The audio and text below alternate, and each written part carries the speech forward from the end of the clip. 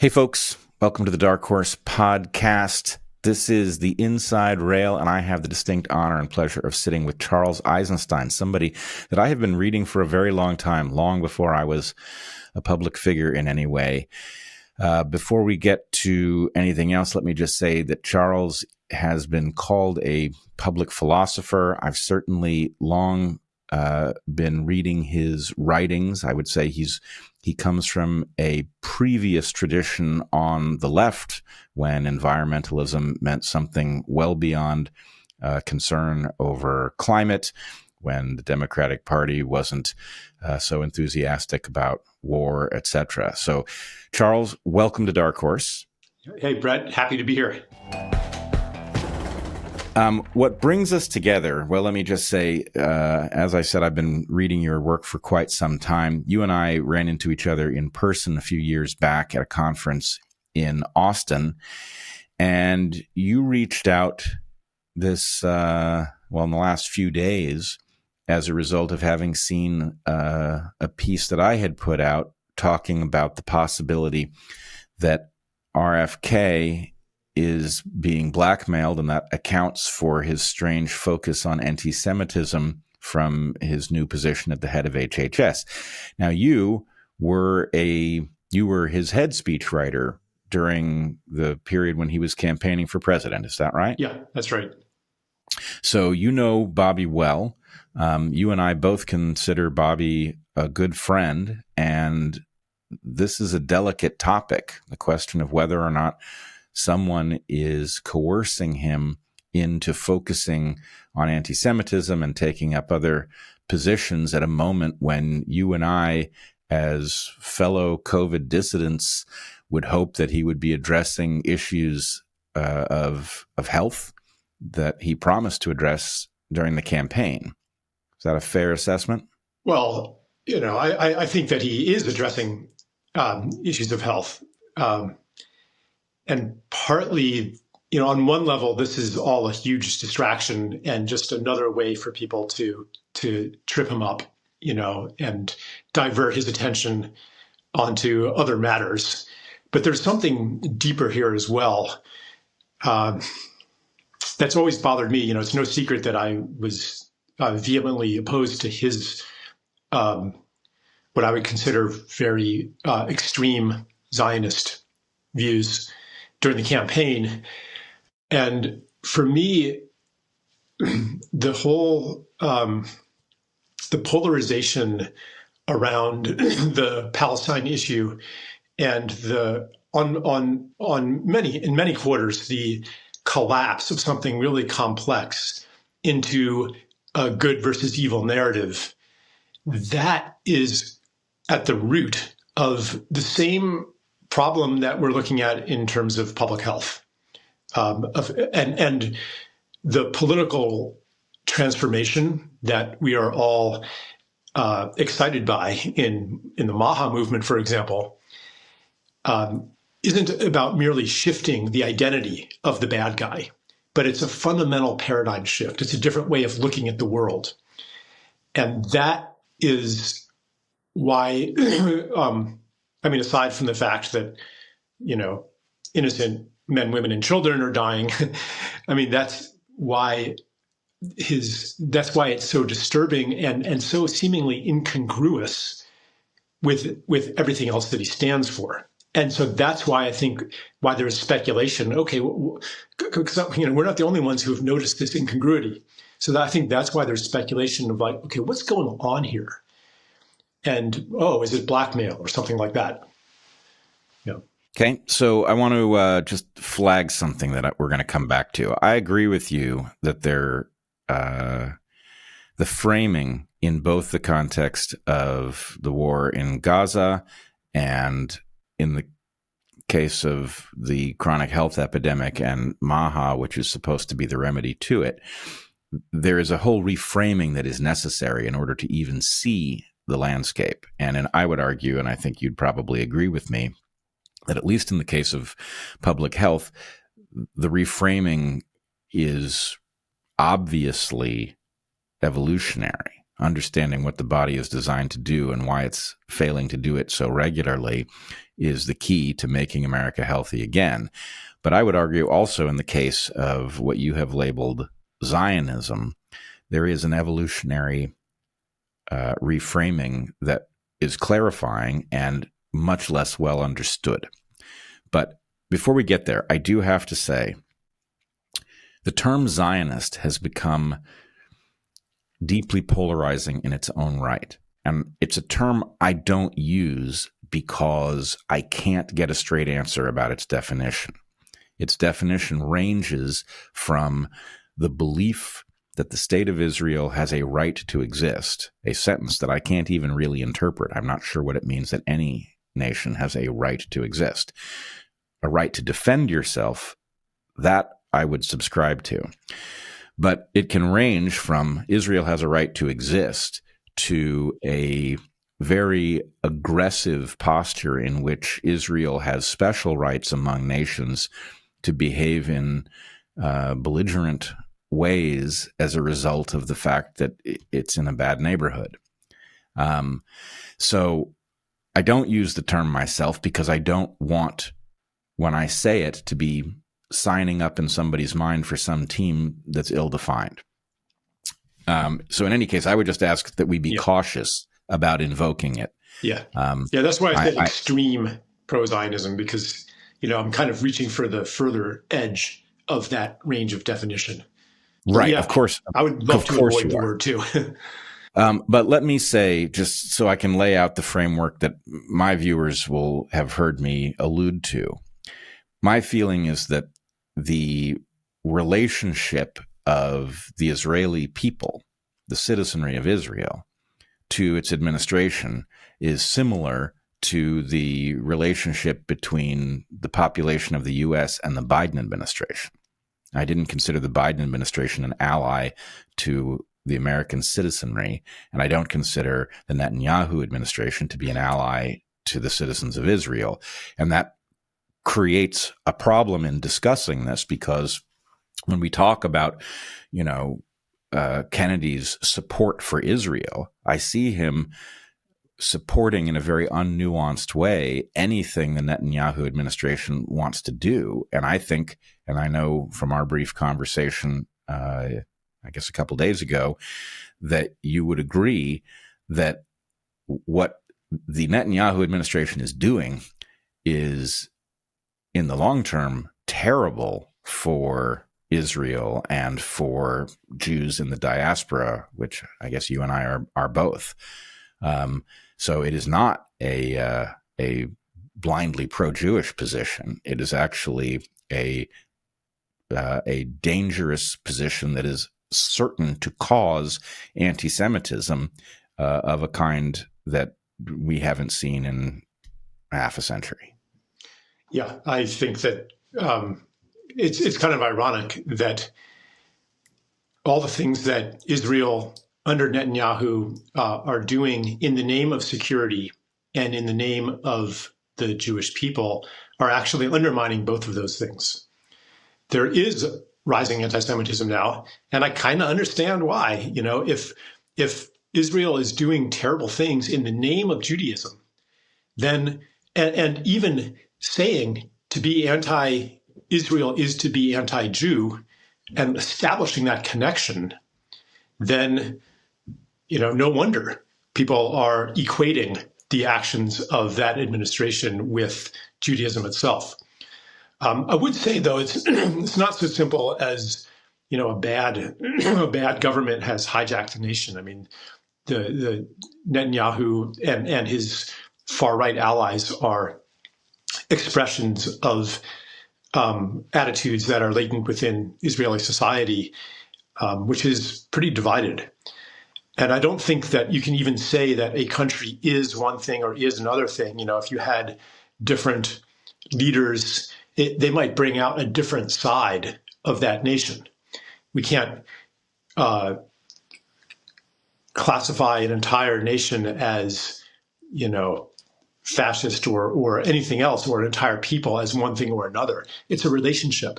And included in that relationship is the United States and the foreign policy that has been enacted using Israel as a proxy. This is not like some separate thing over here. And this is this way of thinking of interconnection, of what something is being a product of its relationships to all else. This is also the paradigm shift that we're looking at in health, and I would say in everything else. This is the revolution that wants to happen. So let me clean up what I was saying. I don't disagree with anything you've said here, but I still stick by my formulation. The Biden administration was supported by a substantial fraction of the American citizenry. I believe those people were dupes, that they were not being served by the Biden administration, that they were effectively responding based on a nostalgia for, the color blue and a donkey, rather than looking at the transformation that had taken over the Democratic Party, that had the Biden administration signed up for all of the traditional positions that the Democrats you and I remember would have found anathema, right? Since when did the Democratic Party become the party of big pharma, right? Right. We would have seen through that in 1980 in a way that the Democrats and censorship and the neocons and the intelligence agencies and the Wall Street. It's the inversion of the party you and I remember, flawed as that party was.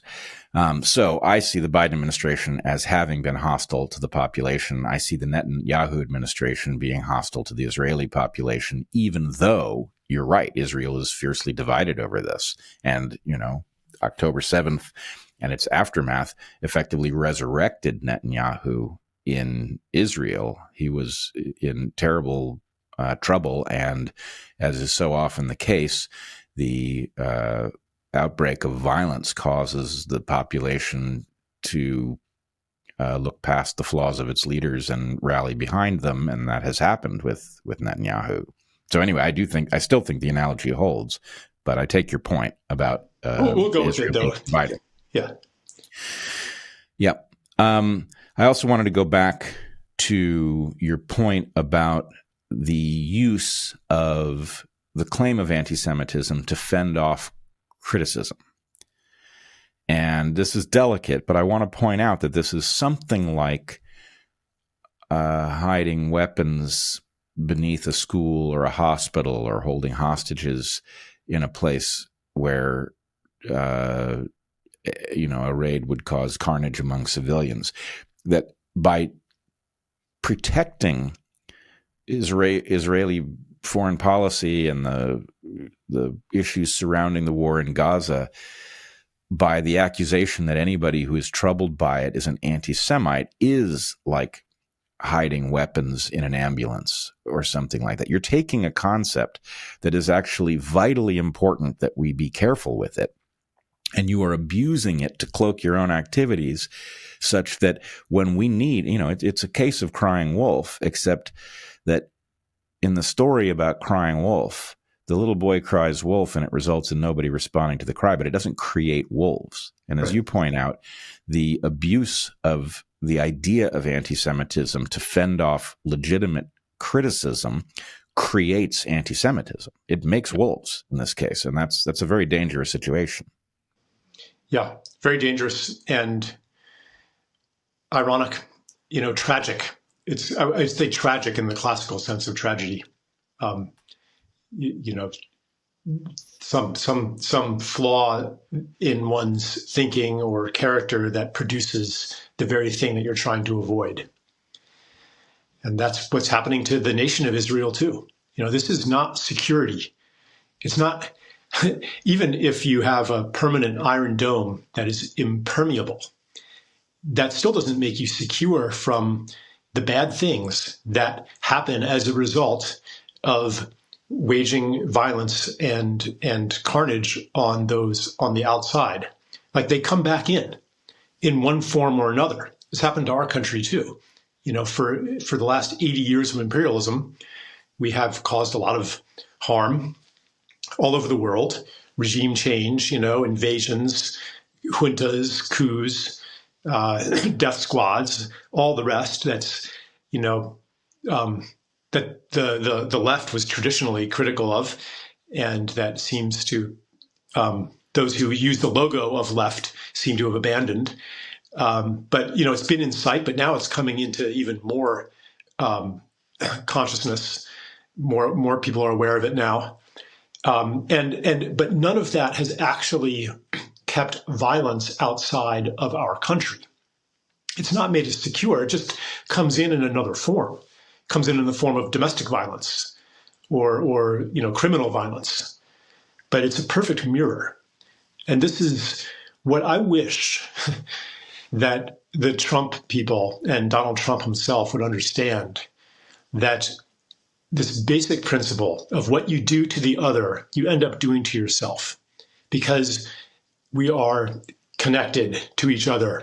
You can look at that ecologically, you can look at that spiritually, but what we do to the other, we do to ourselves. The well-being of some is the well-being of all. In an ecosystem, if the wolves are not better off if you exterminate the foxes. The deer are not better off if you exterminate the wolves. Everything contributes to the flourishing of the whole. And that's true in the human realm as well. And I think that the pattern of separating off some and dehumanizing them or mocking them, writing them off in some way, in a game of we're going to be the winners and they're going to be the losers, that is going to be counterproductive in any field. So it's self-defeating. And I would, you mentioned before we started recording the connection to evolutionary biology that you hope to get into. And I would just point out that concepts like karma, evolved multiple times for a reason. They are exactly about this lesson, about what happens if you engage in certain kinds of behavior and what implication it has for you. In the case of dharma, I guess it's immediate. In the case of karma, it might be delayed. There are many different ways for that to manifest in human mythology, but it's far too common a concept for us to ignore. And it dovetails rather exactly with the utility of guilt, which serves the same function, right? Even if you can't see that the universe is going to haunt you for certain kinds of bad behavior, you may haunt yourself. If you're properly constructed, behaving badly causes you to punish yourself for it. And all of these things are trying to teach that lesson, which I agree we've forgotten. Yeah. And we could go more into that, but do you want to finish the part that we started with, like the whole blackmail idea and the kind of the stuff that's up politically right now? Good. And then let's make sure that we come back to the evolutionary connections. I don't think either you or I are going to forget it, but just in case we do, let's remind ourselves. All right. You want to start or should I? I'll just say like, I don't think that Bobby Kennedy, I'm just going to call him Bobby because that's how we all talk about him. I don't think that his morals and his sense of himself would allow him to be blackmailed in the way that we ordinarily think of the word. Can I short stop us here just so that people who maybe don't know why we're talking about this know. So I will say what caused you to reach out to me a couple days ago was a segment of mine that you saw in which I reacted to the second. I had also reacted to the first, but I reacted to the second of Bobby's official tweets from his official account saying what a terrible health crisis anti-Semitism was. And my reaction was, that feels like a hostage video. I know that Bobby has longstanding commitments to Israel, and But the idea of tweeting from his official account at the moment that Maha should be firing on all cylinders and blurring the distinction between a health crisis and anti-Semitism of the genuine kind and anti-Semitism of the cloak variety is terribly unwise. And Bobby's not an unwise guy. So what the heck is going on? Is somebody forcing him to tweet this way? And, as you said up top, it's certainly at the very least a profound and divisive distraction at a moment that he should be focused on the things that are all of a sudden, after so much work on his part, actually within range for him to do something about. It was a very strange choice. Right. It almost seemed like he was punching his ticket. You have to punch your pro-Israel ticket every once in a while for some reason. That's right, for some reason, right. Which, it hints at an architecture that the rest of us cannot see. So anyway, I was speculating. I was not happy to be doing it. As I said, Bobby's a friend, and I don't like speculating at all about this. But the behavior is so strange in light of where he finds himself. I thought it, frankly, irresponsible not to. So anyway, that caused you to reach out, and maybe you should just recount what it is that your reaction to what I had said. Well, the other part of what you said, you also spoke of amnesty. Yep. And that's something I've been thinking about a lot in terms of what is it going to take for disclosure to happen. And, your listeners probably know what I mean by disclosure. It has a capital D. It's a mythic archetype almost. Yeah. Well, I think of it as, in my mind, this is actually straightforward. Okay. I'm not saying that what's going on with Bobby has anything to do with Epstein, but let's just use Epstein and his video library as a way to sort out what the chessboard looks like. Something decided to collect compromise on a lot of important people. That the immediate person who did the collecting is presumably dead. But the library exists somewhere, and there is every reason to at least wonder, if not assume, that library is serving its function, that it is having an effect on matters of policy relevant to whoever it is who collected it.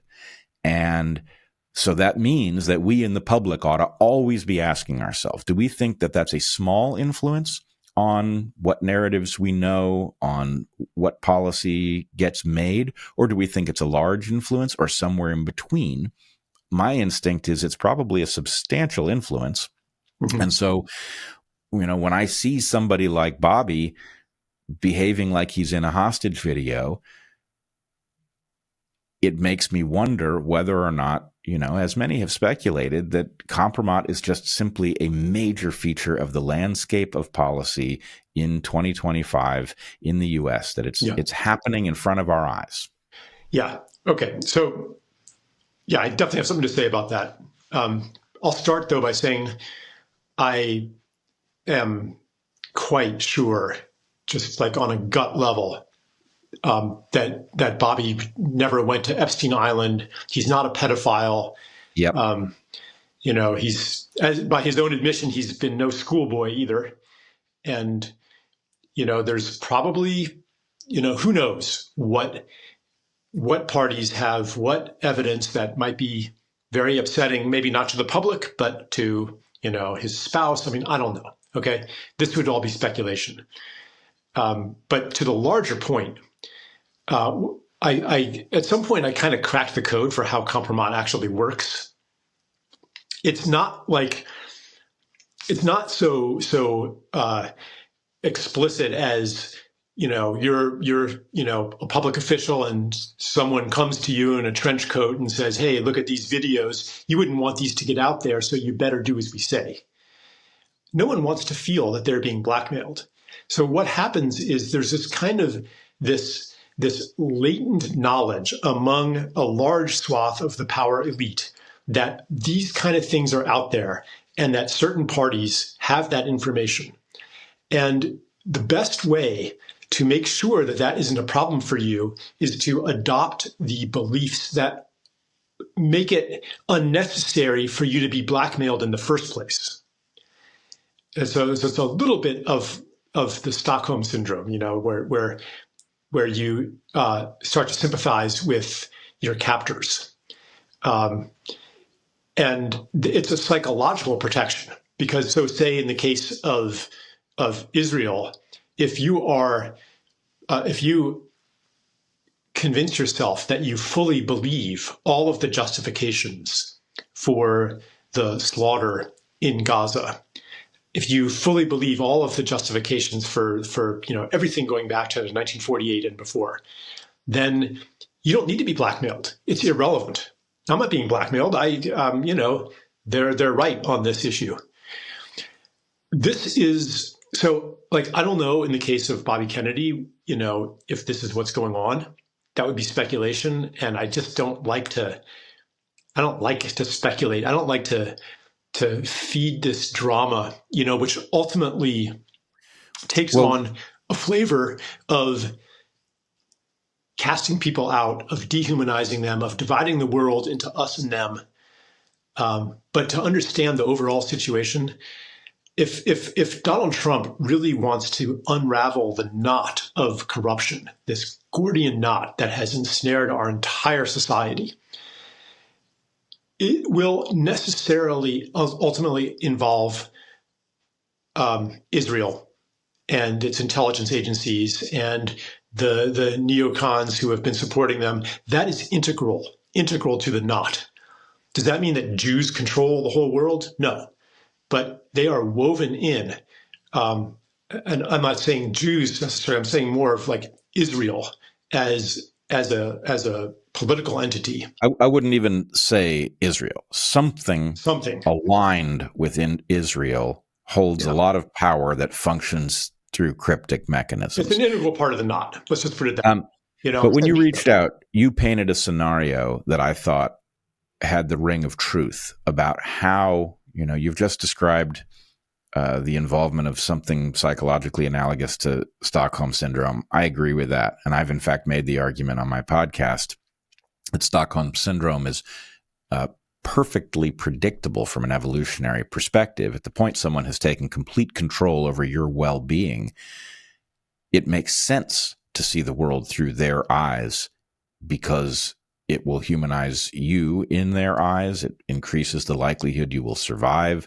So we should expect that. And anyway, do you want to just paint the scenario that you described about how this would happen in the case of somebody for whom compromat had been collected, what it would sound like, instead of the guy in the trench coat saying, we've got these videos, you'll do what we say? Oh, it would be more like,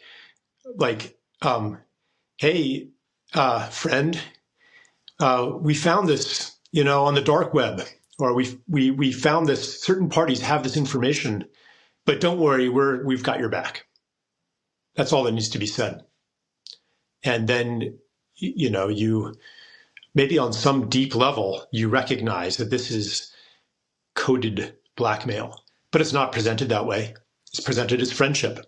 And boy, that psychological compulsion will be powerful to enter into a friendship with that person. It will be powerful, and the story almost then writes itself. Right. So let's say that somebody approaches you, and it's well known what their signature issue is. And so, they put the fear of God in you that something that you've done has been captured and is owned by somebody who is now your protector. And it's all too natural that you would then essentially find all of the material that has been assembled to defend that position. Right. In other words, it's not hard to figure out what you're supposed to say if you are, a Likudnik defending Israel irrespective of what it does at war, where you basically believe, anything would be justified. Yeah.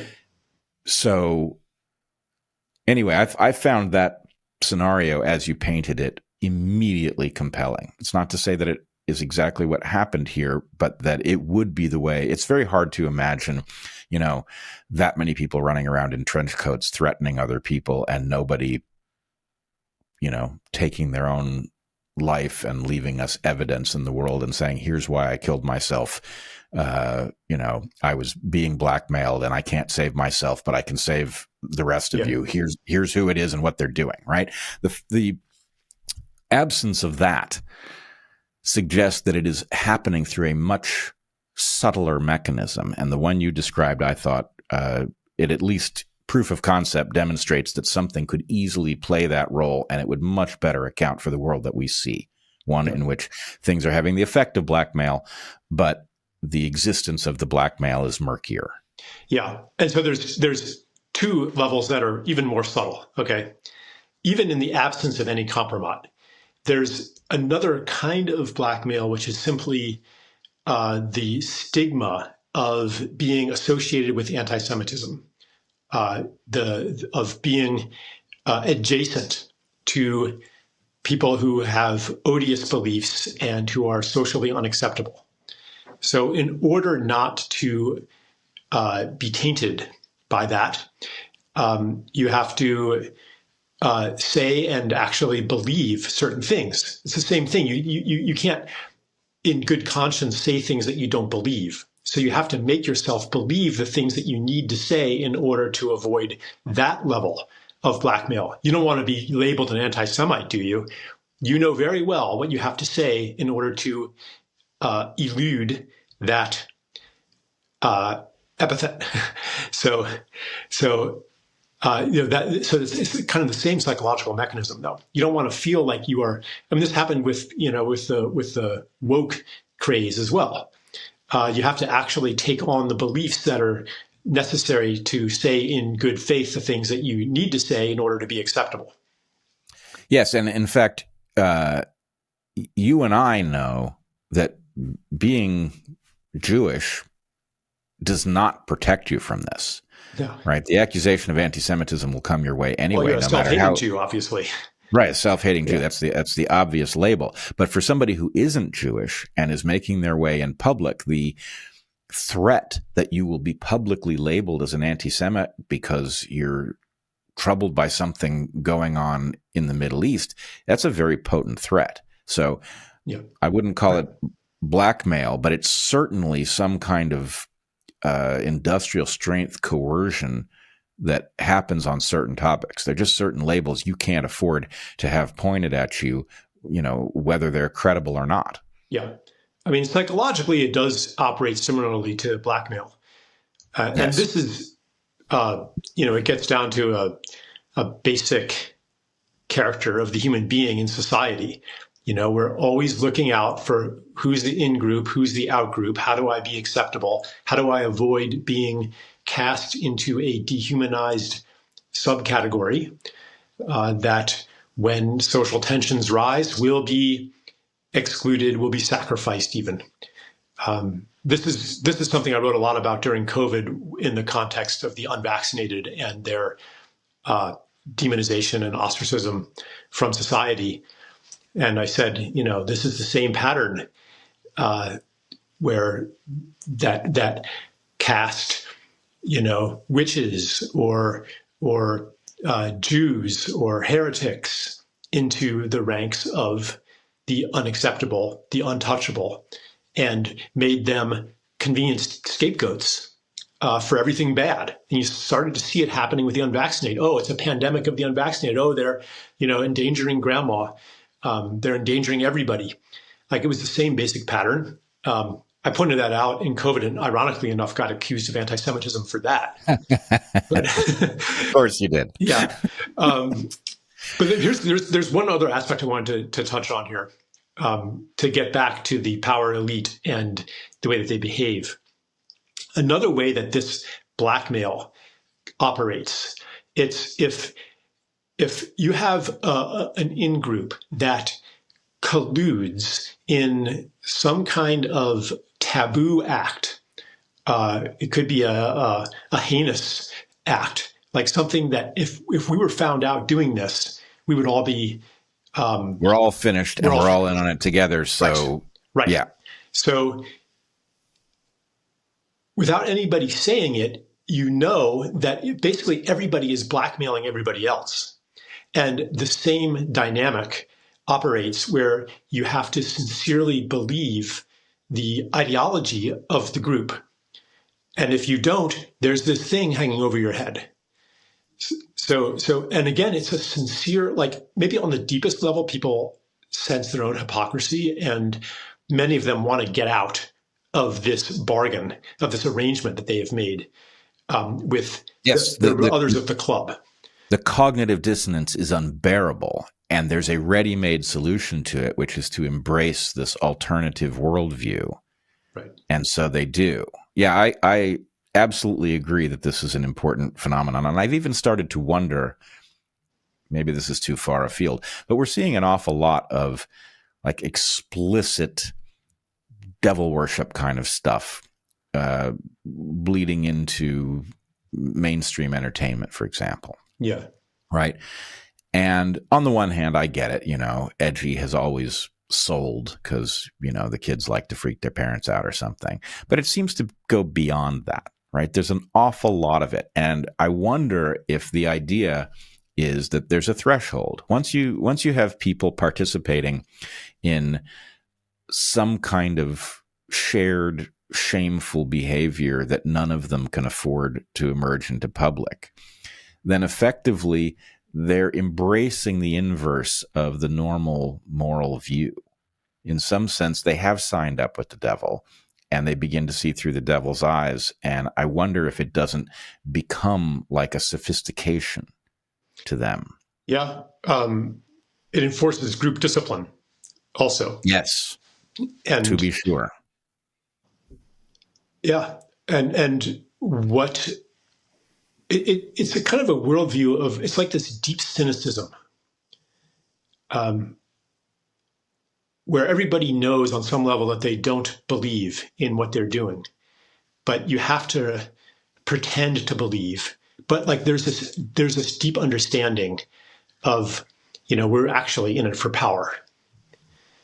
And yes, but my guess, I mean, I've never been in such a circle, so I don't know. But my guess would be that it arrives as a sophistication. It's that the part where your story is harder for me to accept is that they basically know it's wrong. My guess is, you know how, and I don't mean to give them a hard time. I understand their point, and it's not a completely fictional one. But you know how Ayn Randians have this sophistication surrounding greed being good? Yeah. And I think you and I would acknowledge that even if we're not Ayn Randians, that they are right, that the desire to better your own state drives lots of positive innovation. It creates wealth. It also creates a huge amount of carnage and all of that, which is why you and I would likely depart from it. But you know, if you walk into a room of Randians, when they say greed is good, that they are not in their minds elevating people who are petty and backstabbing. What they're doing is they are referencing a sophistication about the creation of wealth, and it just becomes kind of a bedrock belief. Right. I mean, what they would probably argue is that in order to be effectively greedy and to benefit in a free market, you have to produce things that other people want and need. So you will be rewarded for doing that. And the better able you are to produce things that other people want and need, the more richly rewarded you will be. Right. But, you know, so imagine that the devil worshippers have some speech like that you and I would have a harder time reproducing, because we know Randians, we can put ourselves in the mindset enough to defend their position. Imagine that there's something that circulates among these devil worshipping types, but you and I would have a harder time imagining what it sounds like because it doesn't get discussed in public. Yeah.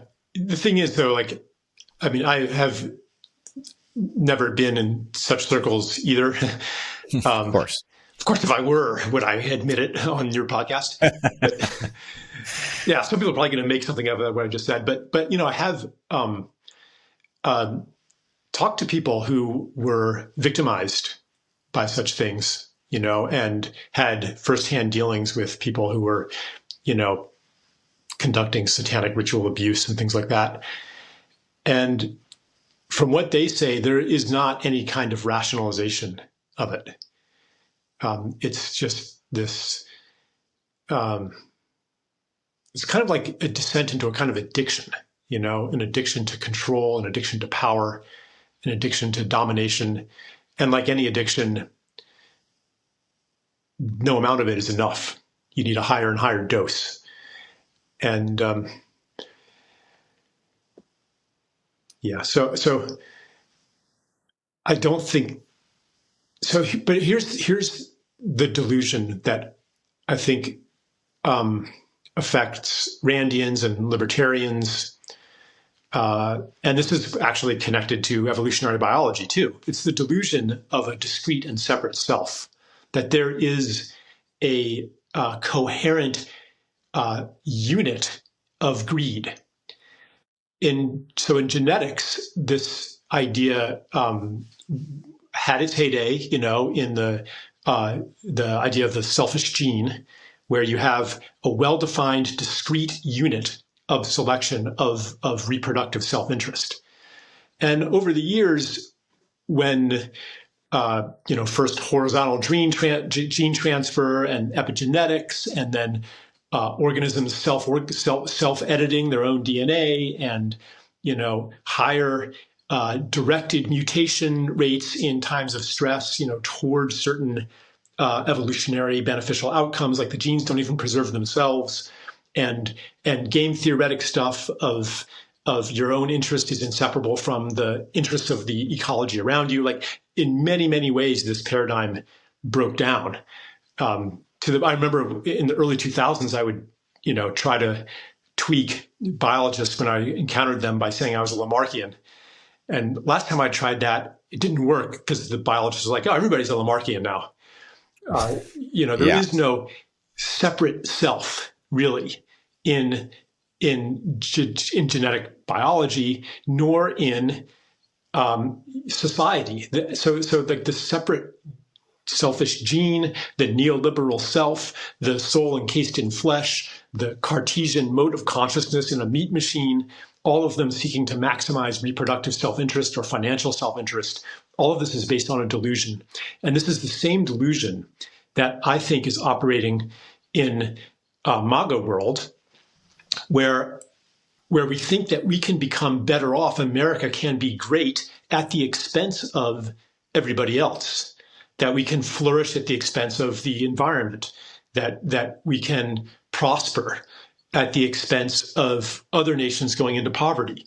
Like this, and it leads to an erosion of compassion that shows up in the immigration issue.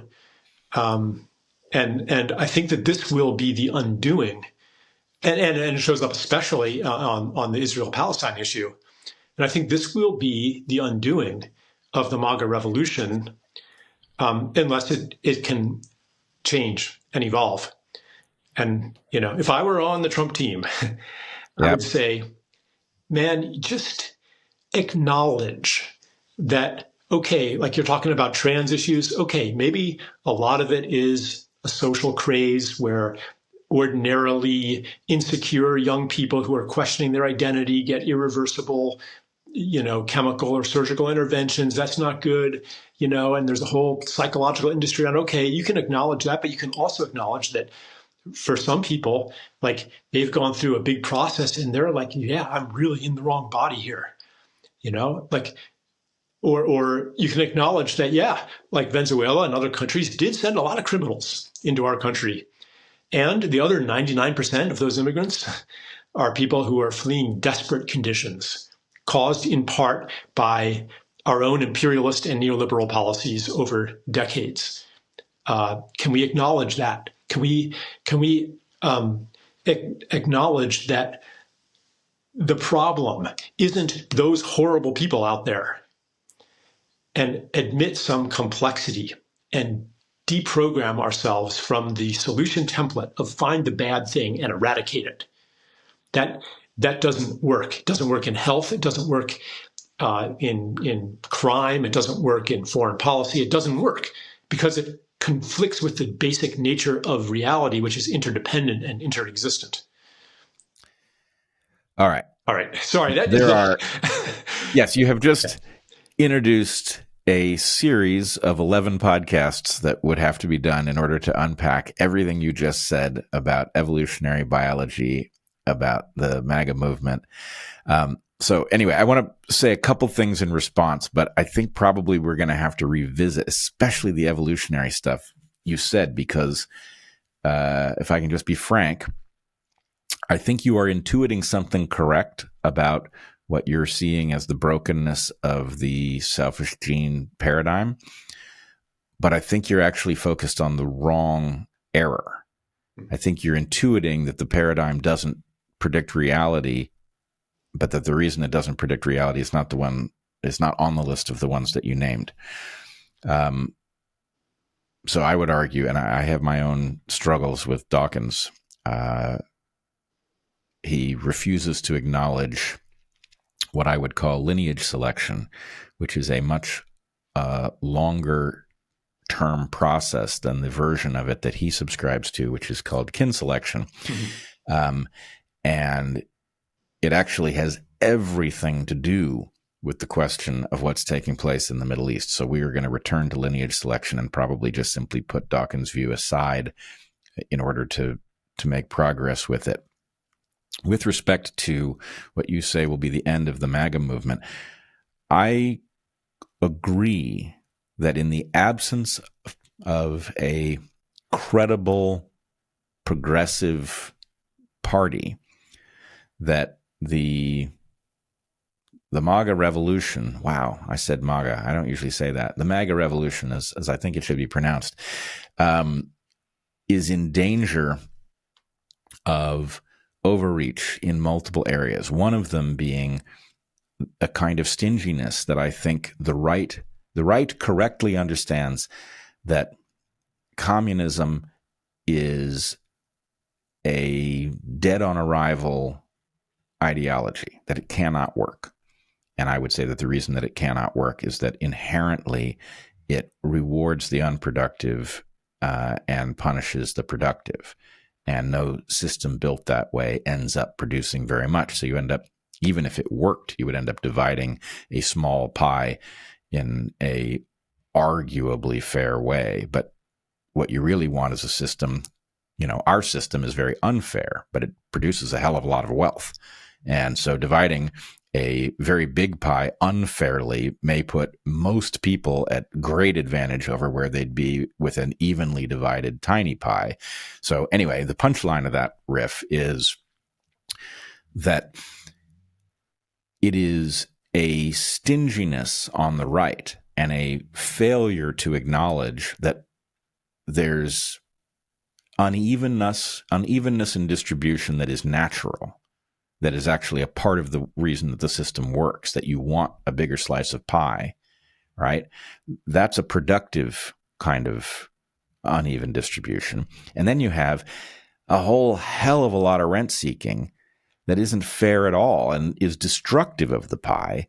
And people who are downstream of that rent seeking have an incentive to overthrow the system, and they end up settling on communist solutions, and that dynamic is going to keep playing out until the right realizes that what it needs to do is focus obsessively on driving the unfairness from the system while not driving the unequalness of the rewards from the system. The unequalness of the rewards is a feature.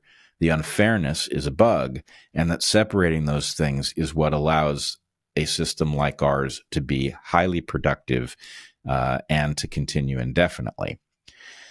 So I agree with you on that front, and I think we're going to have to table the evolutionary point that you're making for another podcast when we can hash it out more fully. But I do want to give you room to respond to anything I just said before we get back to the issue of We'll skip the blackmail. evolutionary stuff, and we can geek out on that another time. The rent seeking, though, I think what you're saying is really significant. And this problem was seen and very, very clearly in the 19th century by Henry George, the economist Henry George, and then some of his followers, most notably Silvio Gesell, who was an Austrian or German economist. And basically they were like, okay, how can we separate the profits that you create by using capital well from those that accrue to you simply because you own capital? And right. And they devised ways to do that, a tax on not just land, but the increase in value of real estate that is a function usually of the increase in value of all the real estate around you. This becomes a good area. It's not necessarily because you you can profit by making improvements to the land, but not simply by owning the land. And then the same thing can be done with financial capital by having essentially a negative interest rate on currency, which would take the form of a liquidity fee on central bank reserves in our current time. And that's a whole other rabbit hole. But people have thought about this, and the whole debate about capitalism versus communism. Capitalism depends on what capital is. Capital is nothing but a set of agreements that give value to symbols. Money is just symbols. It's just zeros and ones right now. It's not even on paper. It's just symbols in computers. It's a set of agreements. And property also. I mean, your property is not attached to you. It's yours because you have a deed or a title, or, in the case of most of our personal property, just because everybody agrees that it's your property because you bought it. It's a set of agreements. When those agreements change, capital changes. And when capital changes, capitalism changes. So in places like Sweden, you cannot keep trespassers off your land. Property does not mean the same there as it does here. Anybody can go hiking on any land. So the thing about communism, it does tap into a authentic spiritual realization. The slogan of communism is from each according to his ability to each according to his need. And when you really look at why am I here on earth, it's because I've got something that I want to give. Oh, there's something I want to create. I'm here. I'm a creator. I want to give something to the world. And I also, have needs that I must meet in order to be able to give. And these needs aren't just enough to eat and enough, a house. We have aesthetic needs. We have relational needs. And the more richly met these needs are, the more capable we are as givers. So I think that communism, as we have seen it, seeks to impose by force a principle of the human being that, we need to arrive at through spiritual practice, through really what enlightens most people is is mortality. When you near that time and we're starting to get to that stage where, our parents pass away, or certain of our cousins or siblings, friends, they start to pass away. And you're like, oh gosh, none of my self-interest that I've accrued, I'm going to be able to take with me. The only thing that outlasts me is what I've created and what I've given. So I think that there's a genuine spiritual insight inside of communism. But like so much else, we're trying to impose by force something that is an organic expression of life. Well, I would disagree with you there in a sense. I think communism, unfortunately, has this relationship in our mind to Marx, and that Marx is really giving voice to a canonical false insight. And the problem with it is that it's prescriptive. The solution to the problem you're talking about is, again, lineage. Once you understand that you as an individual are a temporary structure at best, but that you are part of a lineage, you are in fact a part of a nested set of lineages that are indefinitely long-lasting, and that what your genes are actually trying to do, for both better and worse, is get into the future. And getting into the future by creating well-being that enhances other members of your lineage. And that lineage can be anything from your family to humanity as a whole. That is a productive activity, and that it is actually what you are describing can be well done through a so-called capitalist structure in light of certain corrections. And you pointed to Georgism, land value taxation.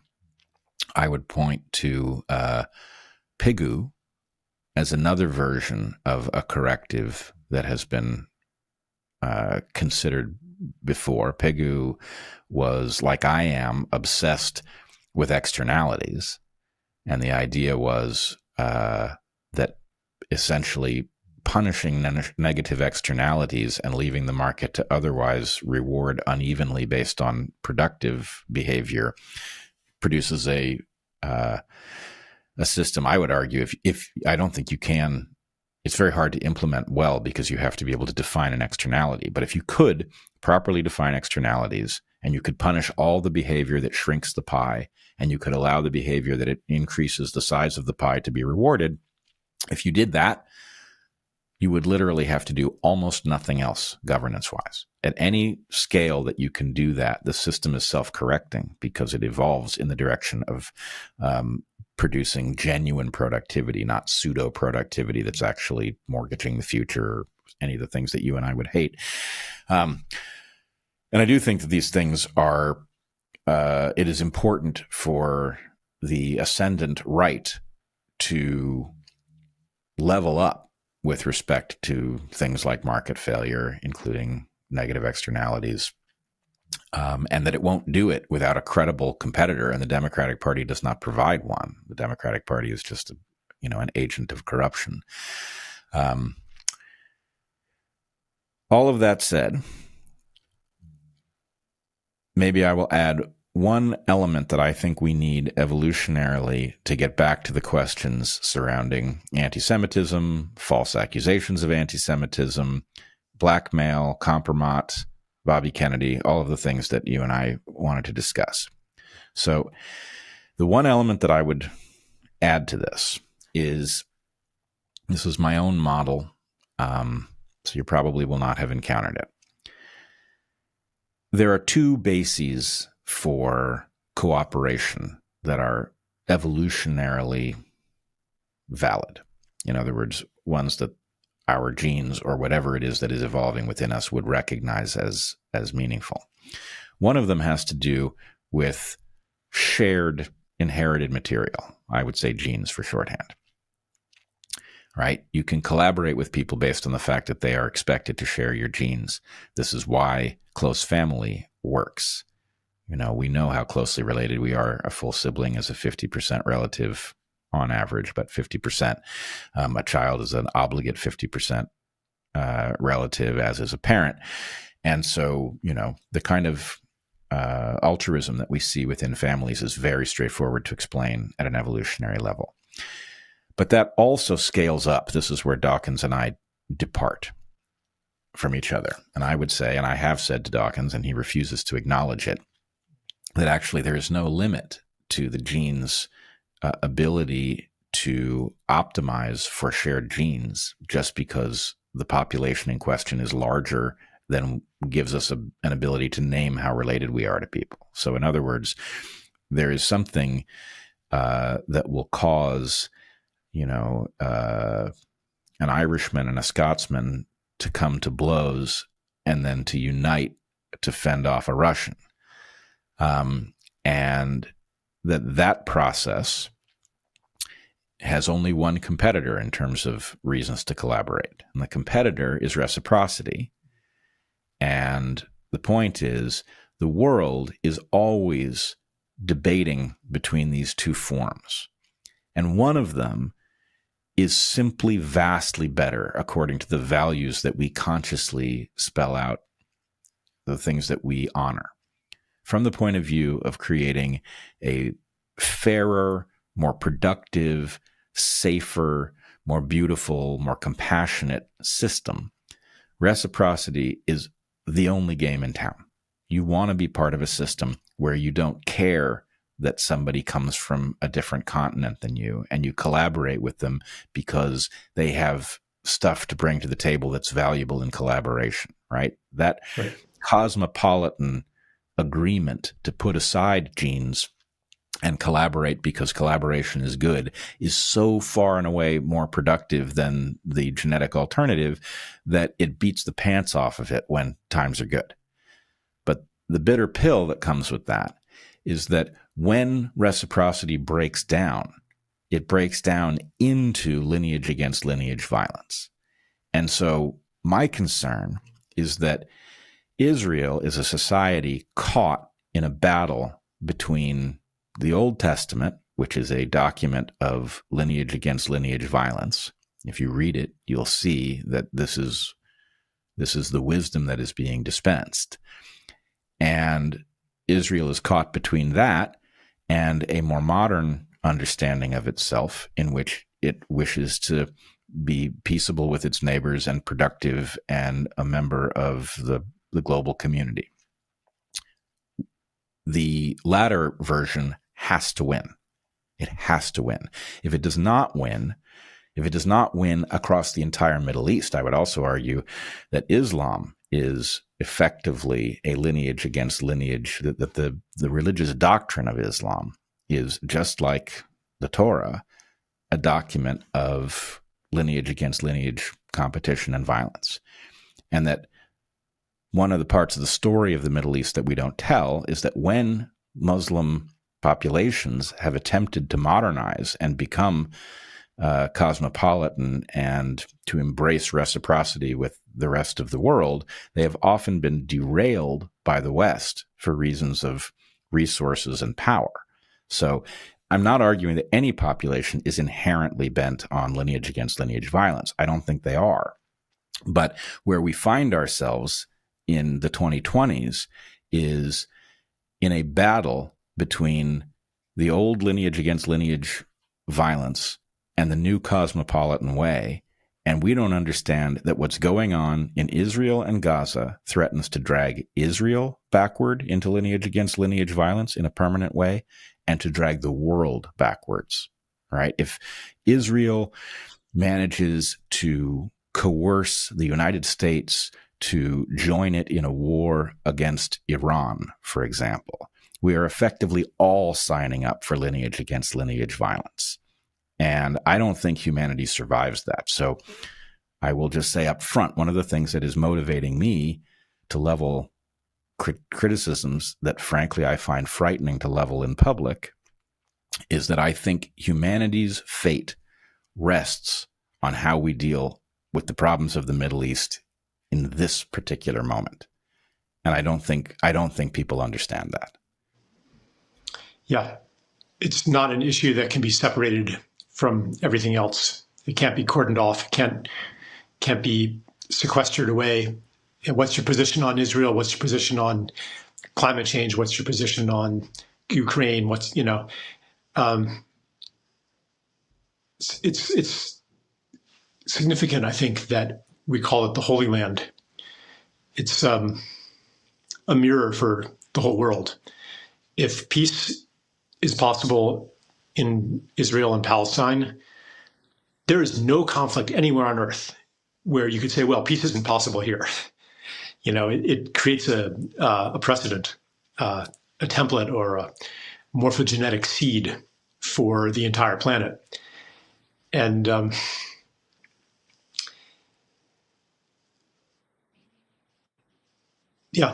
if we see, also, when you speak of dire consequences for everybody. Partly that is because of technology and the power that it has given us to destroy each other. I mean, this goes back to 1945, when really total war became obsolete. Or at least, when the Soviet Union developed the atomic bomb, what was that, 1949? The hydrogen bomb, 1953, somewhere around there, amid all this talk about missile defenses and things like that, if one country with enough nuclear warheads, I mean, even Israel has 500 nuclear warheads, if they just set them off on their own territory, most of humanity would die because of the nuclear winter and the radioactive fallout. So we're still under this delusion that this lineage-based cooperation / competition that we could win. And climate change also, for all of its deficiencies as a theory, is also getting at a fundamental truth that what we do to the other, we do to ourselves, that the damage to the other visits ourselves as well. This is the fulcrum that can swing us into a new era. And that's why Bobby's views on the issue and the Trump administration's views on it, which frankly are not much better than the Biden administration's views on it. I mean, this is pretty bipartisan. That's why these are all so disturbing to me. Because yes, I think you have drawn the connection rather perfectly. That the lineage against lineage mindset is incompatible with the weaponry at our disposal. Right. It is incompatible with a world in which we share an atmosphere and oceans and, elements of our food supply. Really, I mean, one thing that's true about evolution is that evolution is about genes trying to get into the future. But genes have liberated human beings to reinterpret the landscape. The genes can't figure out what to do about novel puzzles that they haven't encountered before, but a human mind can. And so we have been given a gift, which is the ability to take the genes out of a position of control. And here's the greatest irony of all in that story. If the genes could see, could understand, could comprehend the way human beings can, they would know that the only way to get into the distant future is to put lineage against lineage violence aside completely. If we continue to play that lineage against lineage violence game, we will exterminate ourselves far sooner than we will blink out if we collaborate on trying to preserve our position here in the universe. So the genes would want us, if the genes could understand, they would want us to overcome our lineage against lineage instincts, because they are in the end going to be our destruction at this point. Even if they were, I hesitate to use the term, but even if they were in a sense wise 2,000, 3,000 years ago. So really, this is the point. I think of it as the moment, in an emergency in aviation, there's a point at which the pilot takes the control from the autopilot. He says, my aircraft, right? This is my aircraft. And that sidelines the autopilot because the autopilot doesn't know what's going on, doesn't have a program for the particular emergency. And this is that moment where we have to take our fate as humans and say, my aircraft, right? This is the point at which we are going to take controls over this thing, because our chances are far better if we do this consciously than if we allow our instincts to drive. Our instincts are going to end up in a frankly global genocidal conflict that benefits absolutely no one. I just had a thought, actually. a new thought while you were talking. Um, Conventional selfish gene thinking says that or tries to explain altruism in terms of a simple misapplication of genetic programs that are meant to serve your close kin. But then they get misapplied, and they end up serving sometimes total strangers or cute babies who aren't related to you, adopted babies, things like that. And that from a genetic standpoint, this misapplication is worth it because it's better to be over nurturing, it's better to err on the side of, broadness rather than narrowness. But maybe this, maybe it's not a over application of something that's only meant for, close kin in the kin-based selection model. Maybe this is actually a latent genetic program that actually, now I know that there's that conventionally you would say that there's no selection pressure to develop genetic programs that would, even the word genetic program is problematic, but that I'm just going to use it anyway. Genetic programs that would extend over periods of thousands of years. I wouldn't say that. My colleagues would say that, but I wouldn't. Right. You're right on the right track here, incidentally. Right. So, so maybe it's not that, and I don't think you were actually quite saying this, but it's not that we have to take over from the autopilot of our genes, but that actually there are capabilities, there are capacities of our genes that have maybe been not fully expressed, but that are now coming to their time as our destructive capabilities reach this point, and that are being turned on perhaps by various environmental, maybe you don't like to go there, but I do, various psycho-spiritual triggers that are turning on these latent altruism programs at this moment in history. I believe we could rephrase everything you've just said, so there's 95% overlap with what I'm arguing. And, if you look at, I've recently been in Europe looking at cathedrals that have taken 300 or 400 years to build. And when you think about why a person would initiate a project to build a building that they will not see completed, a building that does not produce wealth, it's not a factory, you begin to understand that actually the story, our evolutionary story, has needed an upgrade. Frankly, I'm a big fan of The Selfish Gene. It's a great book, but it's stuck in 1976, and it needs a massive update to understand the next chapter. Right. So it's it's the kind of thing we will look back at and cringe, not because it wasn't brilliant when it was written, but because it was halfway to a story that's much more interesting and predictive. So I do believe, I'm fond of the following puzzle. My colleagues will tell you evolution cannot look forward. Right. And I know exactly why they say that. And I agree with the logic as far as it goes, but it's not true. How do we know this?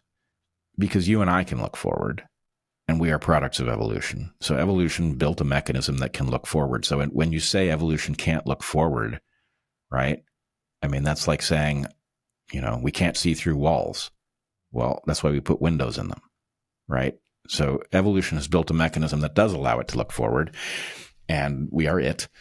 And the idea that we have latent programming, and frankly, the problem with the picture you paint is that it's only half of it.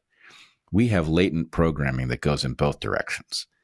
And so at that moment where you're supposed to put all of that negativity aside and all row together because you're not going over the waterfall depends on it. Those characteristics are there. But at the moment that one lineage is in a position to displace another from planet Earth and to take all of its stuff, there's a genocidal program in there too. And, so what I'm trying to alert people to is take a look at your own values and understand that they are on the menu of possibilities, but they are not automatic. And if you want those values to win out, we have to actively choose them. And when we go around demonizing people for criticizing Israel for what it's doing in Gaza, we are choosing a genocidal future, irrespective of whether or not you consider what's going on in Gaza a genocide. What we are doing is we are choosing a lineage against lineage worldview, and it's going to drag us in. And sooner or later, that what's going on in Gaza is going to manifest as a need for the United States to sign up in whatever way for a war against Iran. And the point is, every step we take in that direction limits our options for actually getting ourselves into the next chapter of history. Yeah. We have to choose actively. And you can say that that's our programming waking up. I'm cool with that interpretation. Or you can say that that's the moment at which we have to take over from the autopilot. I'm obviously also cool with that interpretation. But either way, we got to choose. Yeah, I don't think we're actually saying anything different. Yep. Obviously, both programs are there. Our genes, enable us to kill each other, and commit genocide. They also allow us to forgive and to cooperate. And the question is, what turns on one set of capabilities and turns off another? And one of the things is narratives. Yep. These activate latent tendencies. And maybe, narratives. So narratives, we all know, are very powerful. But there's other things too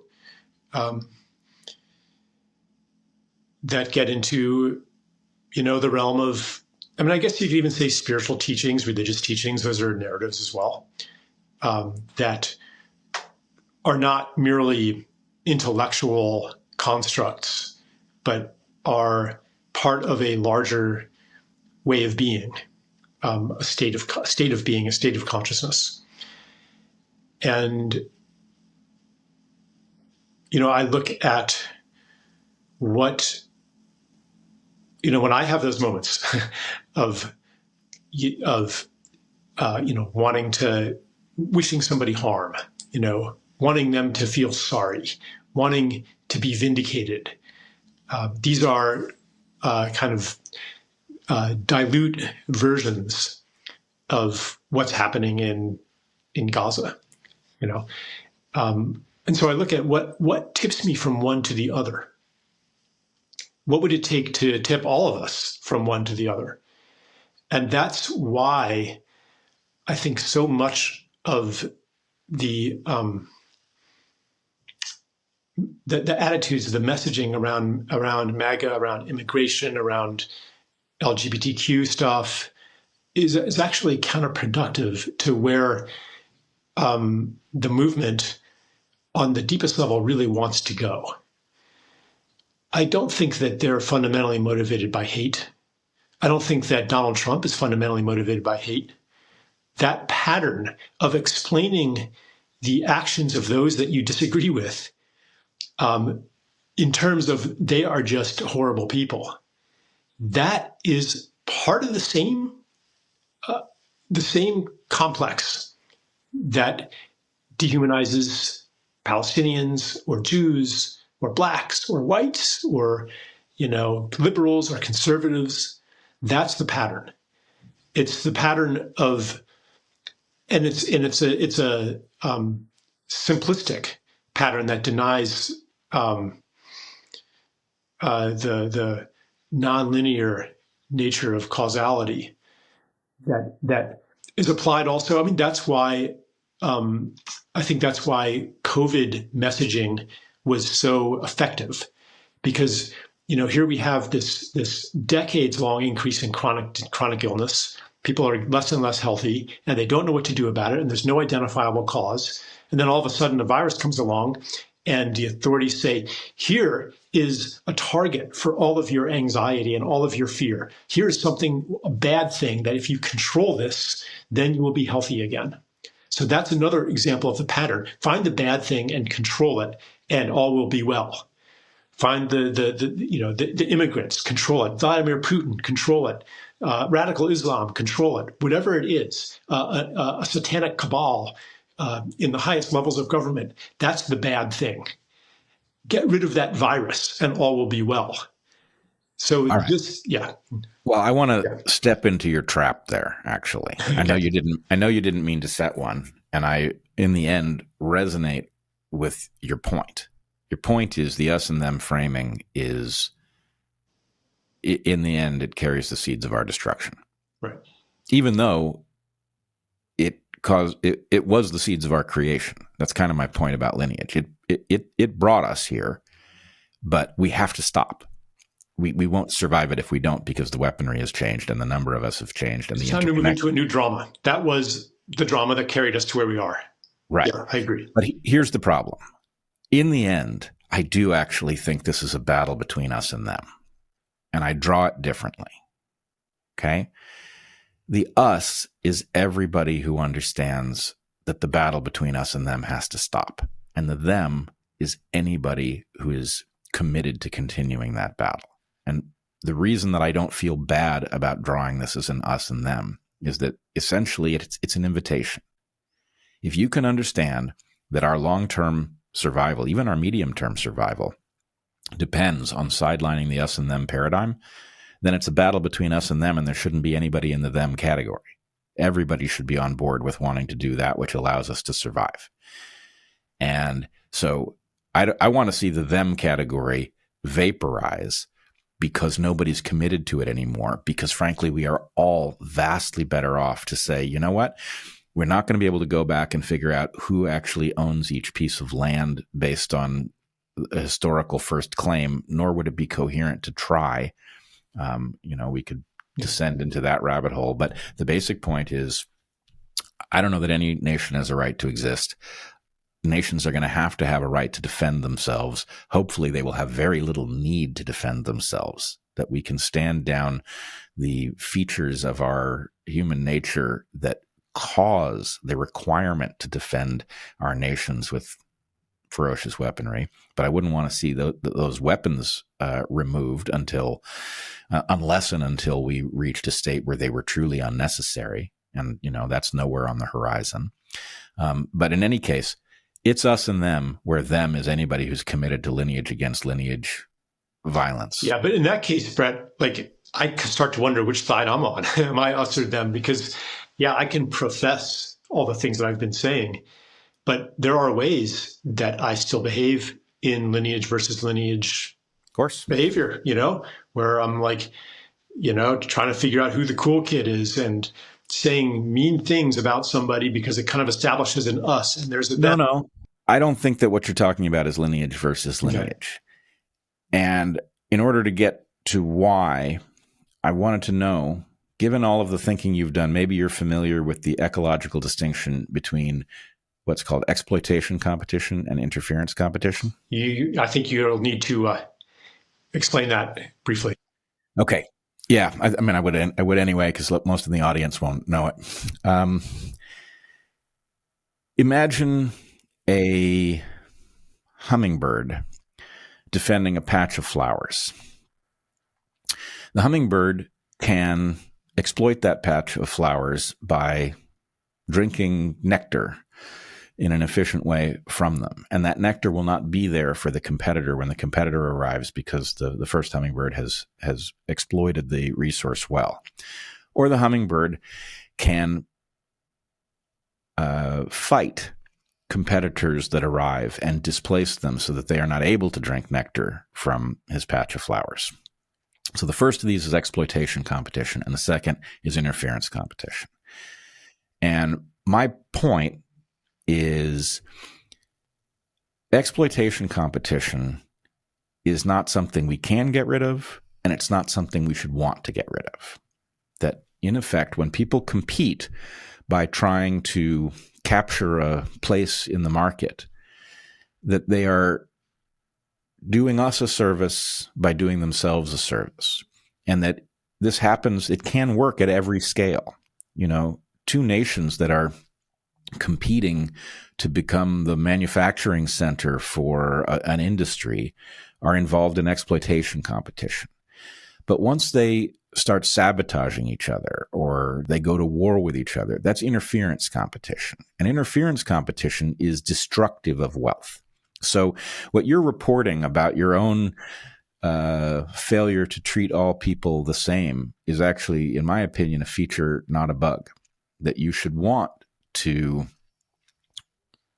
prioritize those people who you find have values that are noble, who have capacities that are valuable, and you should want to win out over those whose values are defective or who are profiting at the expense of others.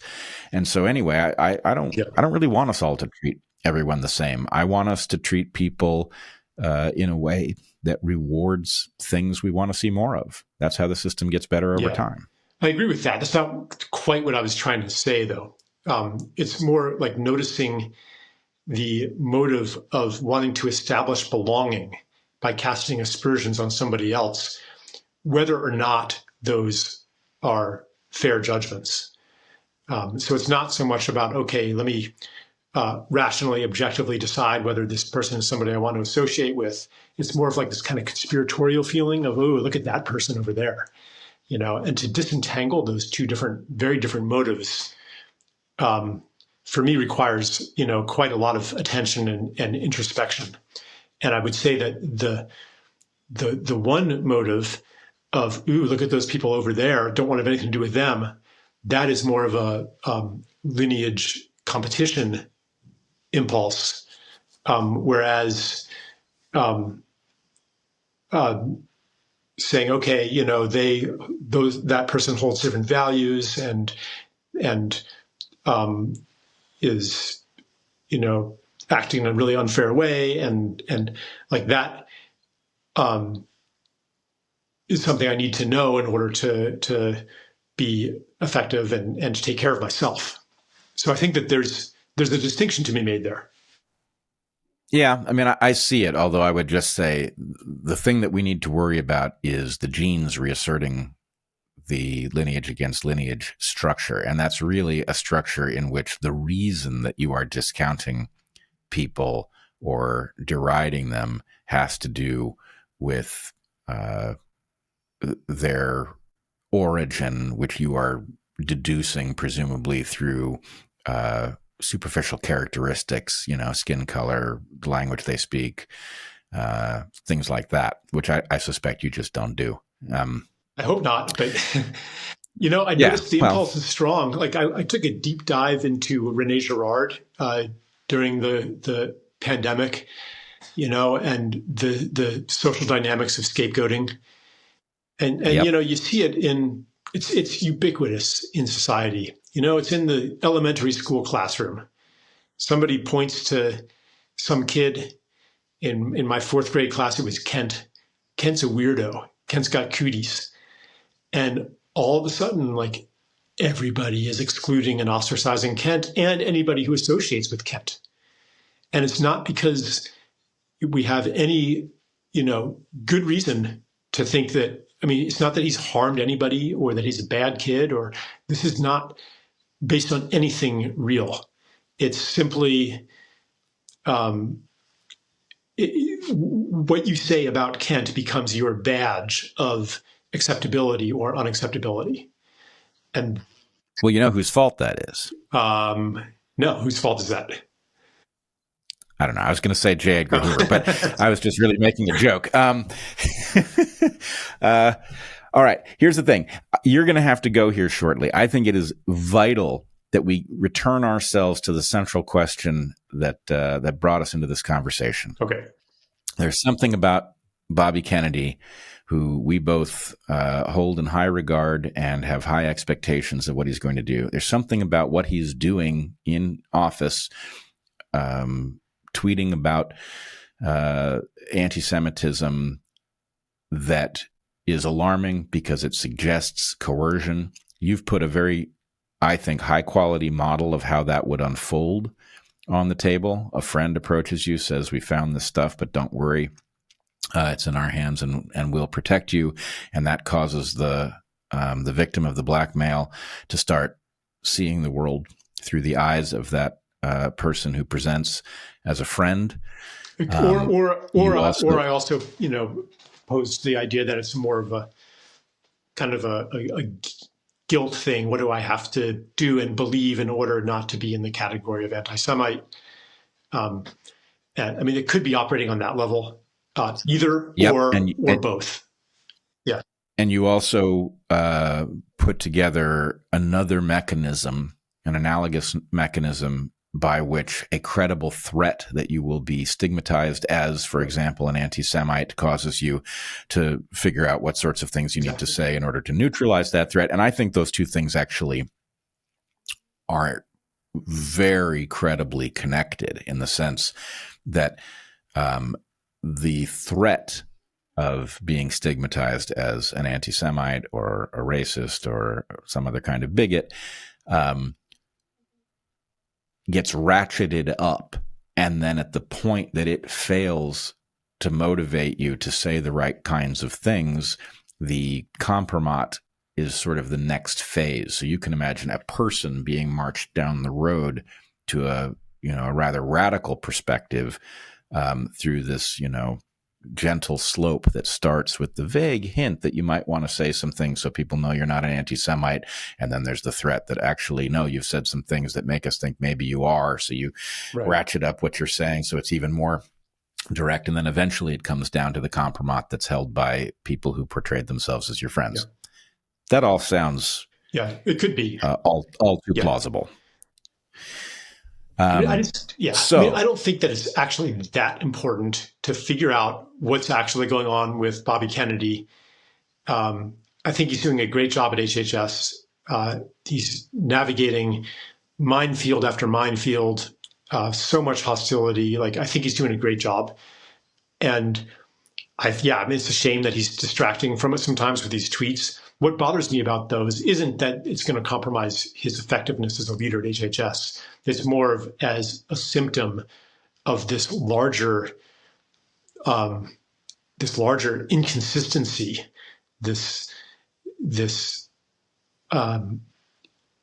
fatal inconsistency in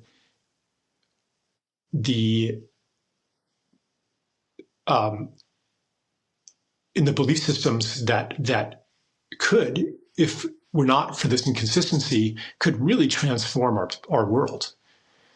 Yeah.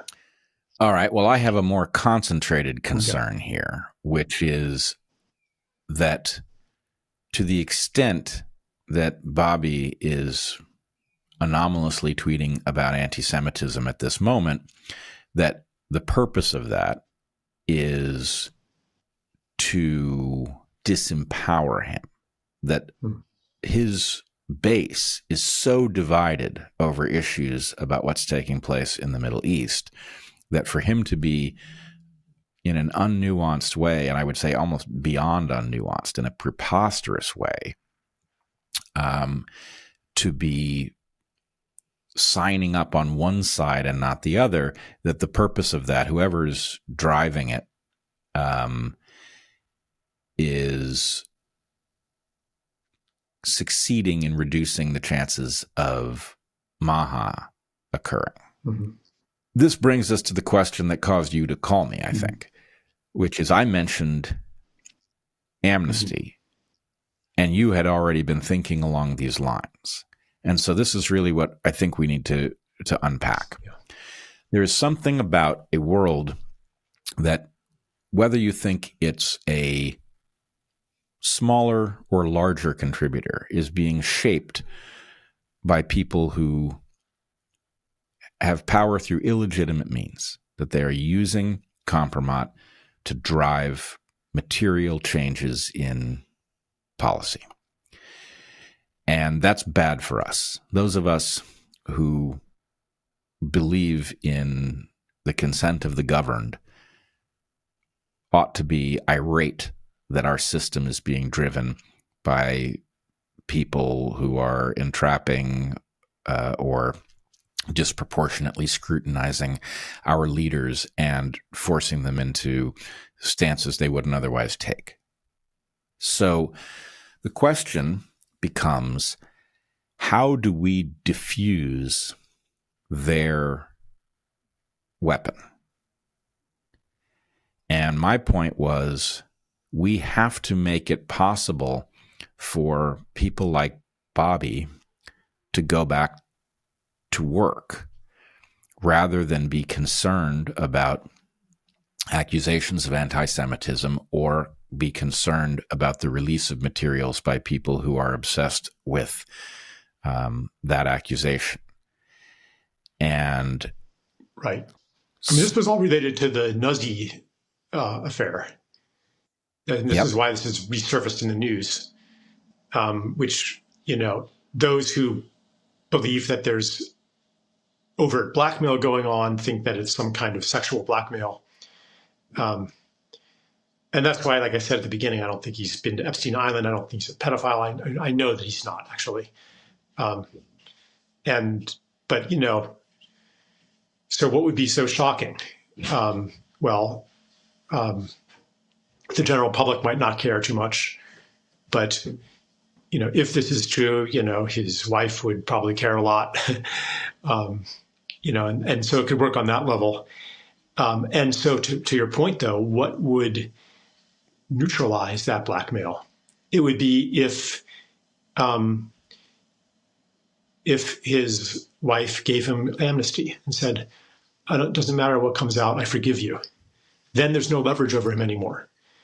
Right. If the public said, yeah, you know what? We're not going to be scandalized by this because we understand you're human and we're human and none of us is better than anybody else.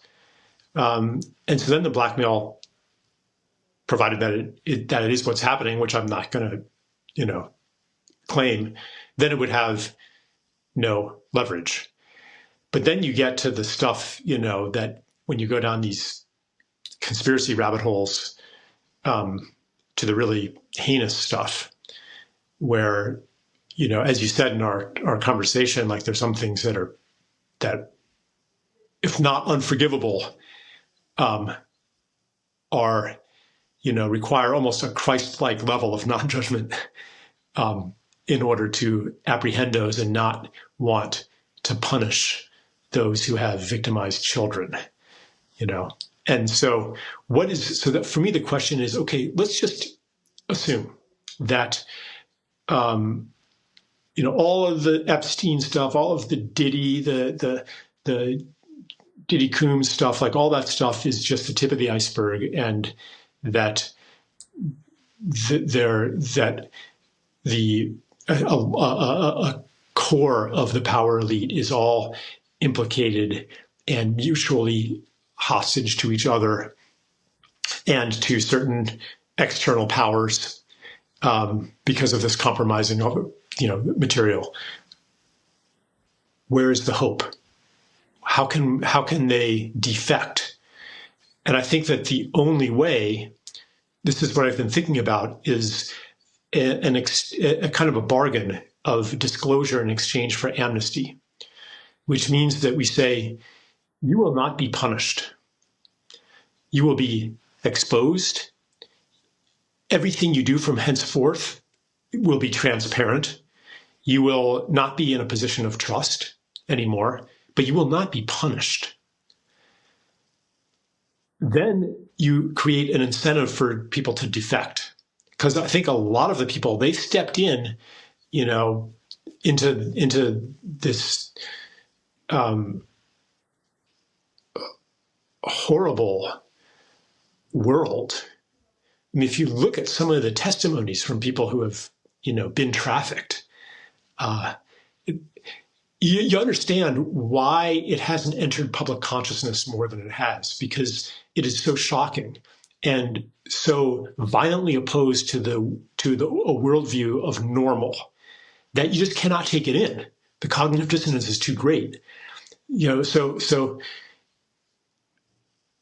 a lot of people, I believe, feel trapped in that world and would love it to exit it if there were an exit, and would then defect and reveal the other ones going on, and that's the way out, I think. And on like a deeper level too, the mentality of punishment is part of the whole control apparatus, to find the bad thing. And anyway, I have a lot more. I even have a screenplay in mind around this whole idea. But well, hold on. I want to make sure we separate the two issues that you put on the table. The first one is, in the case of Bobby Kennedy, if in fact there is something blackmail-like going on, it is, you and I both agree that the person we know is unlikely to have engaged in something illegal like the abuse of children. So I'm just going to assume that that's not what's going on, and imagine, therefore, that the fact that we know, and Bobby acknowledges that he's got lots of skeletons in his closet, the idea that he is a flawed Kennedy man who has, I don't want to use the term womanizing because I don't know what the nature of what he's been doing is, but he's not been perfectly faithful to his wife. That's not going to be a surprise to anyone, including her. But at an evolutionary level, I think it is possible to imagine that the fact that she knows that there's stuff and will now be aware of this particular story if she wasn't before is not the sum total of it. That, put yourself in her shoes. Suddenly, the world around her is yet again talking about her husband involved in some, whatever the scenario would be. At the very least, that is profoundly humiliating. And I don't think it's hard to understand why not wanting to humiliate his wife might motivate Kennedy. Totally. So, in part, I would just say the amnesty that we both agree is inherently part of this blackmail problem's solution is that we have to think in holistic human terms. If protecting one's marriage is enough to get people to embrace things that prevent them from doing what they should be doing, then that also is a problem that has to be solved. And I would say in this case, Cheryl is obviously someone who has accepted Bobby with his flaws, but is still vulnerable to that humiliation and its effect on her life. And that the recognition that if she gives him amnesty, that she is in fact a hero of the Maha movement. Because, of course, the real point of all of this is that people like you and me and all of the others who helped elect Trump in large measure because he promised to put Bobby in a position to make America healthy again, that for us, she would be a hero because this would allow Maha to fire on all cylinders, which is the point of the exercise in the first place. So, in other words, turning the tables on those who would use the threat against his marriage by saying, you know what, this isn't a question of Bobby. This is a question in large measure of Cheryl and her willingness to accept a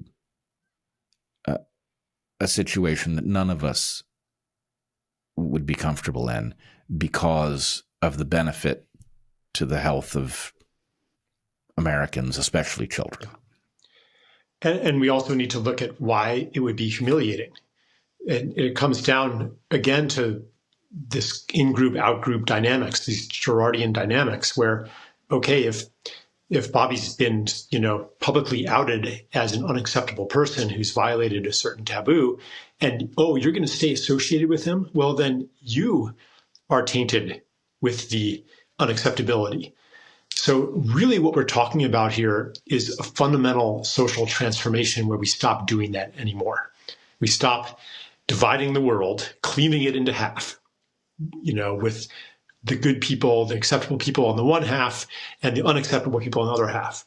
And you might say, as we kind of touched on before, well, maybe, we do need to not associate with certain people because they are unethical and dangerous and so forth. But, both sides always think that about the other side.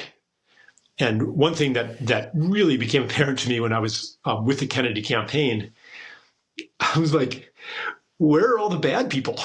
I interact with lefties and right people and libertarians and, Black Lives Matter and energy company executives. I spoke with the CEO of a vaccine company. I'm not finding these horrible people anywhere. It's like a bunch of... I could point you to a few. Okay, I will qualify that. I actually did meet one person who made my blood run cold. Won't say who he is. But generally speaking, like the explanatory framework of, organizations do horrible things because they're staffed with horrible people just does not meet my experience. Yeah, it's not typically how it works. I did want to touch on the question you raised, which at least when you first raised it, puts you and me in a different place. I think we both agree amnesty is the right way to think about this. It seems like you agree that providing a mechanism for Cheryl's sacrifice to be recognized is probably a key to her giving him amnesty, and that would be a good thing. Where you and I might disagree, you present a model in which even people who have crossed what I would call unforgivable lines, people who have participated in the trafficking or the harm of children, where they would be given a kind of limited amnesty in exchange for them coming clean. On the one hand, I completely get the game theory. The game theory makes perfect sense. This is how prosecution works, where, prosecutors will give somebody a plea deal in order to get information on somebody who's done something even worse. This would function in that mode. I get that.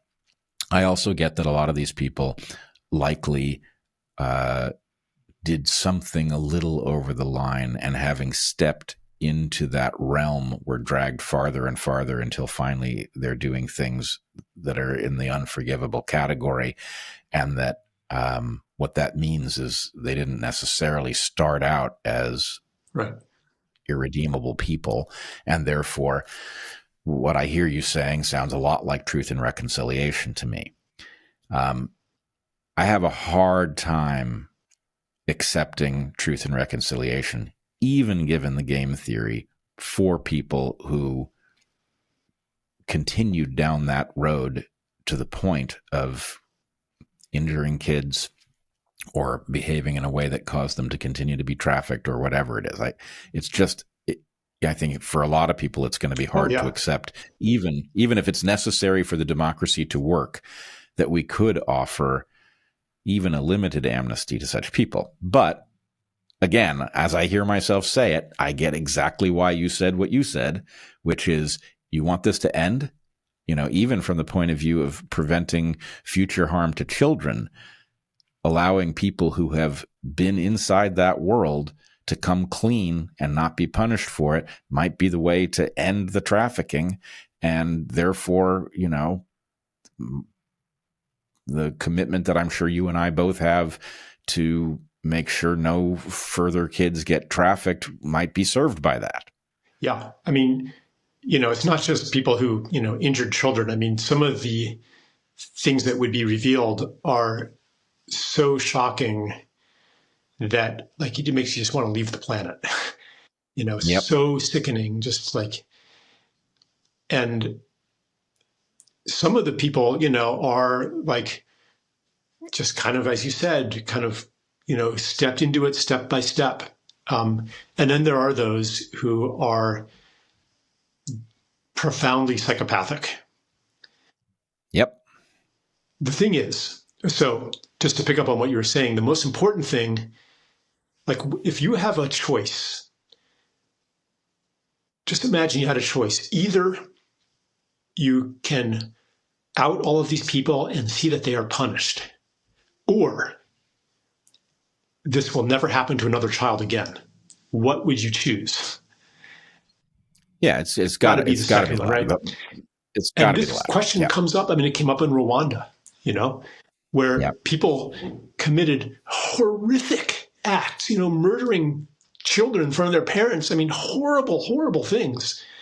And the society had to decide, do we want to get revenge on those people, or do we want the cycle to end? And maybe it was kind of messy, but the cycle ended. It's not perfect in Rwanda, but compared to what it could have been, a continued bloodbath, they chose for the cycle to end. And the key, though, is, see, people think, oh, you're letting them off the hook. The important thing is to make sure that doesn't happen again. So part of it's not like, okay, yeah, you said you were sorry, bye. It's if you're sincere, maybe you have an addiction, maybe you've got a problem, you have to agree to intense transparency.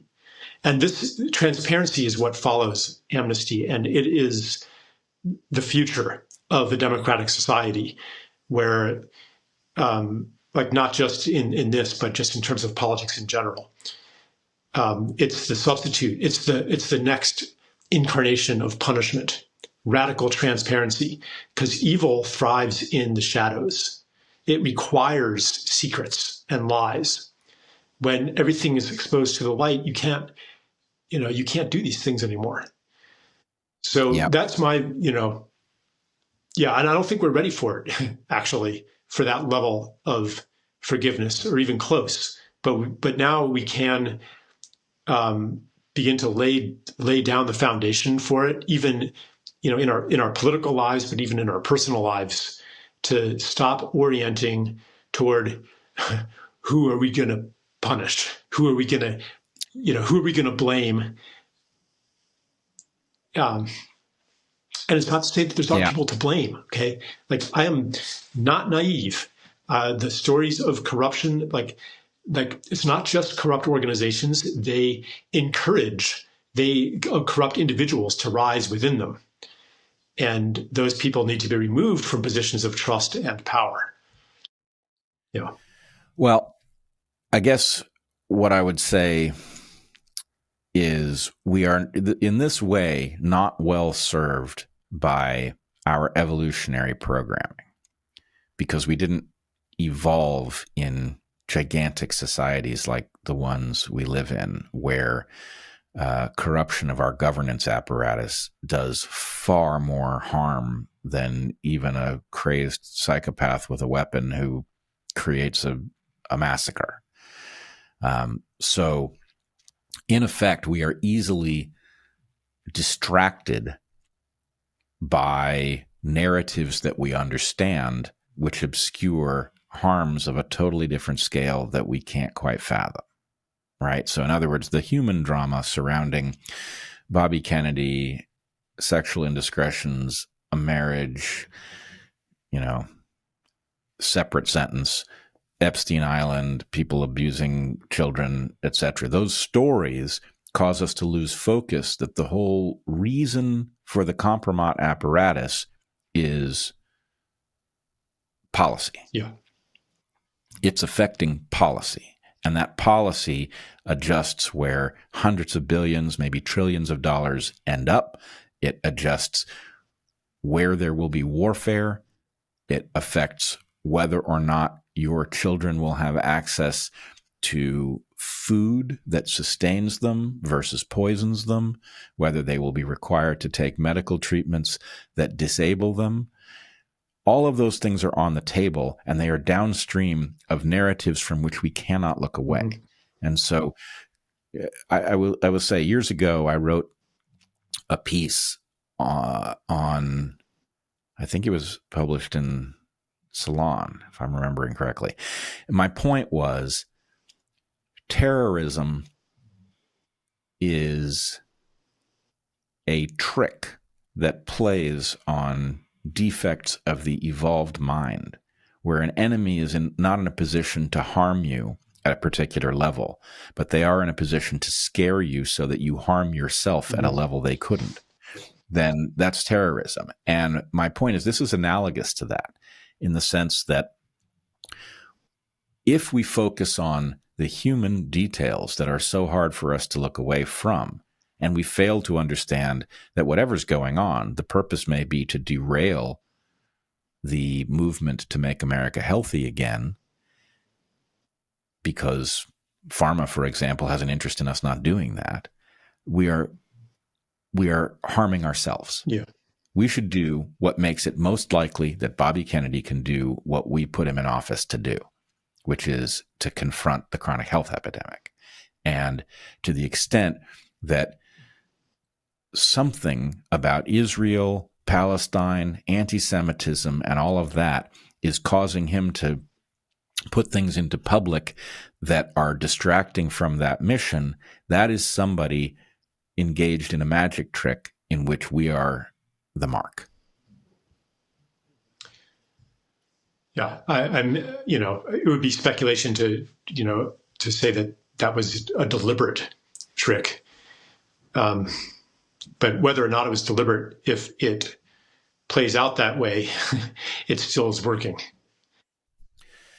Yes. I guess I would ask you, I know you're going to have to go here in a second, but I would also ask you this. One of the things, as you and I have apparently separately been mulling over questions of amnesty, how to get back on track and all of that, one of the things that has occurred to me is, and it dovetails very well with the scenario that you painted, where somebody who claims to be your friend approaches you and lets you know that there's material that you can't afford to have emerge. There are Jews who are selling a very unnuanced story about any critique at all of Israel or the war in Gaza is anti-Semitism. And I saw, as of yesterday, a video in which somebody, a Jewish guy, was testifying to Congress, and he literally said that it's not enough for American universities to not be anti-Semitic. They have to be anti-anti-Semitic, which is an exact echo of Ibram X. Kendi and his preposterous formulation. So we're back there, where this level of stupidity has overcome the question of you can't just not be racist, you have to be anti-racist. Exactly. It is that insane formulation that is now suddenly being portrayed in Congress as if it made some kind of sense all of a sudden. So in light of that, one thing I feel pretty sure about is that Bobby's support, and I think very genuine concern about anti-Semitism, has to be coupled with some Jews in his environment who are capable of nuance on this issue.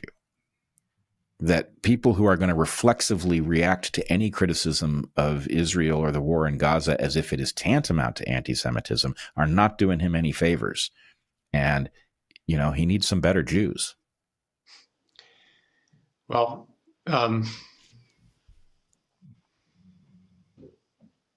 it's not going to be me. Why do you say that? Well, we've had many conversations about it, and I've been unable to influence his beliefs even to the slightest degree, as far as I can tell. So, Well, you know what that sounds like. What? It sounds like it's downstream of the leverage that you and I both think may be affecting his decision making. As the saying goes, you cannot reason a man out of a belief that he didn't reason himself into to begin with. I've never heard that, but I like it. All right. Well, nonetheless, maybe the idea of amnesty catches on. The idea of honoring the sacrifice of somebody like Cheryl catches on, and we can find our way to a place where the blackmailers are left without their toolkit. Yeah, that would be a profound change in society and in our collective consciousness for that to happen. It sure would. All right. Well, I know you have to go. Charles Eisenstein, it's been, I don't want to say a pleasure because some of this stuff is just awful, but I've really enjoyed talking to you about it. You are a truly independent thinker, and I have long appreciated that, and I appreciate it even more now. So, Charles, thanks for coming to DarkHorse. Thanks, Bret. Yeah, thanks. All right. Appreciate it.